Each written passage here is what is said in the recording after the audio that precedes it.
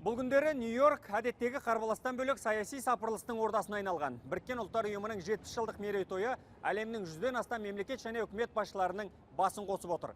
Бас ассамблеяның жиыны аясында сондай-ақ 30-ға жуық елдің сыртқы істер министрлері Ауғанстан мәселесіне арнап кезекті конференциясын өткізді.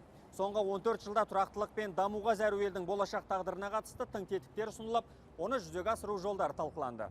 Ауғанстандағы ахуал әлі де әлем елдерінің жіті назарында.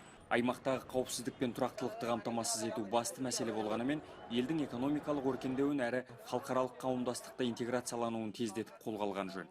Бұл ретте ақш президент Ашраф Ганидің саясатын қолдайды деп атап өтті мемлекеттік хатшы Джон Керри. ақш сондай-ақ биылғы конференцияның тең төрағасы Қытайдың қолдауына үлкен үміт артып отыр. Аспан асты елі алдағы бір жылды тұтастай ауған елін трансформациялауға арнамақ. Обама әкімшілігі Ауғанстанда оңалту ісін жалғастыра түспек. Кері қайтуға ешбір жол жоқ. Аймақты ел қатарына қосуға кемінде тағы 2 жыл уақыт керек. Ондағы халықтың білім беру, денсаулық сақтау және тағы басқа салаларға еркін қол жеткізуіне мүмкіндік беруіміз қажет. Ауған жұртын аяқтан тұрғызуға бөлінетін еуропалық қаржы жалғасын табатын болады. Осы уақытқа дейін 1 миллиард евро жұмсалып үлгерсе, тек қауіпсіздікті қамтамасыз етуге тағы 60 миллион қарастырылған. Жиында сөз алған еліміздің сыртқы істер министрі Ерлан Ыдырысов Қазақстан тарапының қомақты көмегіне тоқталды.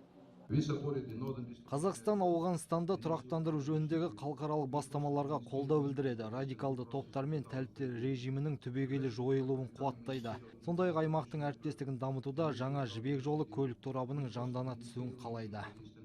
Бүгінгі басқосу аясында Ерлан Ыдырысов сонымен қатар ақш мемлекеттік хатшысы Джон Керридің төрағалығымен өткен Азия мемлекеттерінің шағын құрамдағы кездесуіне қатысты.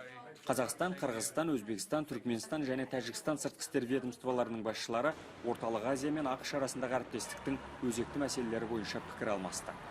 Жігер Сәрсен, Ренат Садыров, Нью-Йорк.